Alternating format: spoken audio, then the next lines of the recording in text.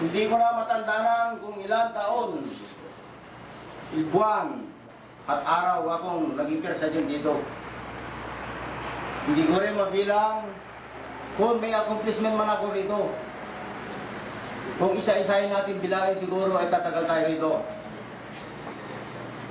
Ang pinakamalaga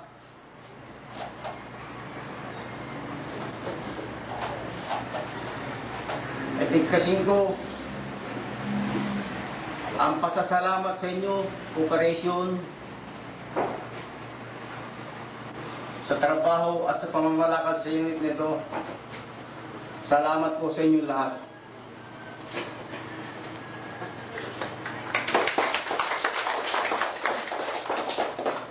Philippine Air Force, Headquarters 526 Service Squadron, 520 Airways Wing, Villamor Air Base, Pasay City, 26 May 1999. Orders number 10, relinquish of duties and responsibilities. Force 1 to Par 1, order number 09, Headquarters 526 Air Base Squadron, PAF, dated 25 May 1999. I hereby relinquish my duties as a First Sergeant of 526 Air Base Squadron, Philippine Air Force, effective 25 May 1999. And I will sign your present.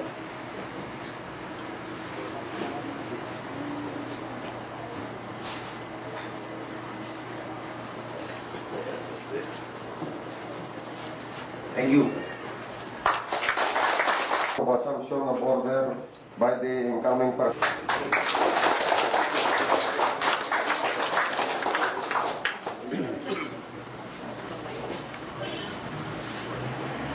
Before I go to sign the assumption order,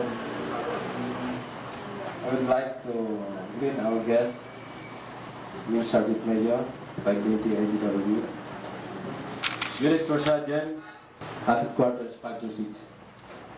Ladies and gentlemen, good morning. This is the presence of my two daughters, Marvick and Hassan.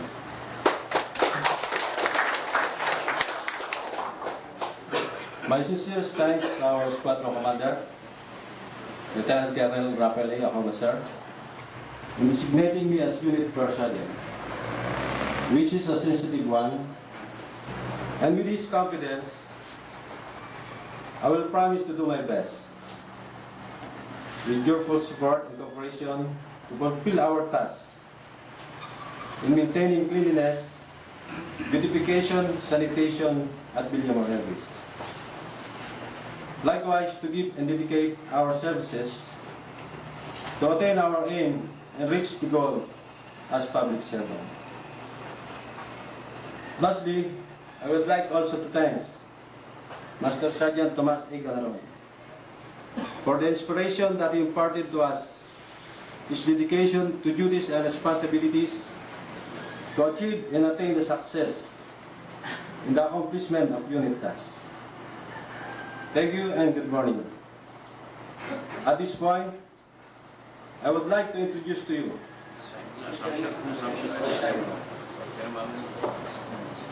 before I will introduce to you the guest of honor, I will sign the assumption order. Talagang sa anak ko, mamaya pagka nakalimutan ko nga, nag-isa ako ng ballpen. Nakalimutan ko na, ano ka malilimutan.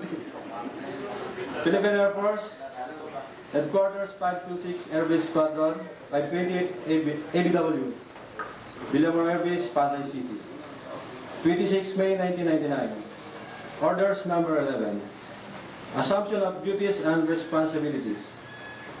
Pursuant to paragraph 2, orders number 9, Headquarters 526 Air Base Squadron, 528 Air Base Wing, PAP dated 25 May 1999. I hereby assume duties and responsibilities as First Sergeant of 526 Air Base Squadron, Philippine Air Force, effective 25 May 1999. I sign in your presence.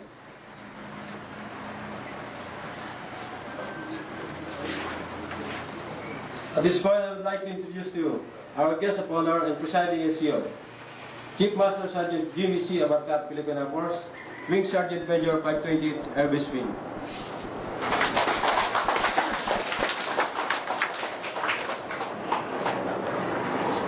Please fix it. First of all, thank you very much, sir, for making this occasion on his future outgoing First Sergeant, Mr. Sergeant General, incoming Mr. Sergeant Mendoza, all unit First Sergeants, ladies and gentlemen, good morning.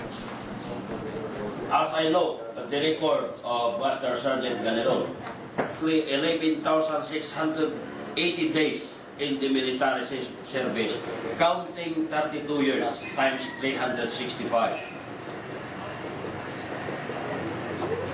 Acknowledging those days in his service, on this 15th day of June 1999,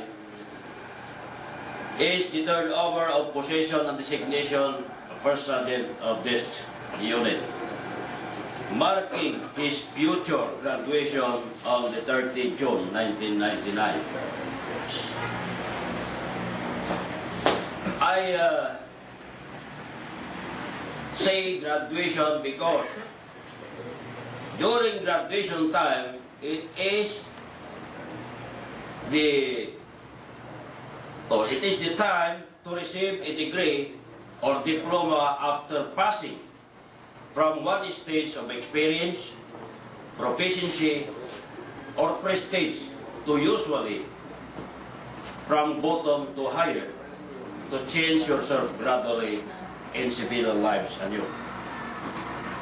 I will divide graduation in 3 syllables so that we can justify why Master Sergeant General earned that 11,680 days in the military service. Let us take GRA, or grade. On the first day of his military service, he was given the rank of private or airman. It states in the process a position in the scale of ranks and qualities and a mark indicating a degree of accomplishment, then and so forth until he reached the rank of Master Sergeant. Now, the point of crossing a highway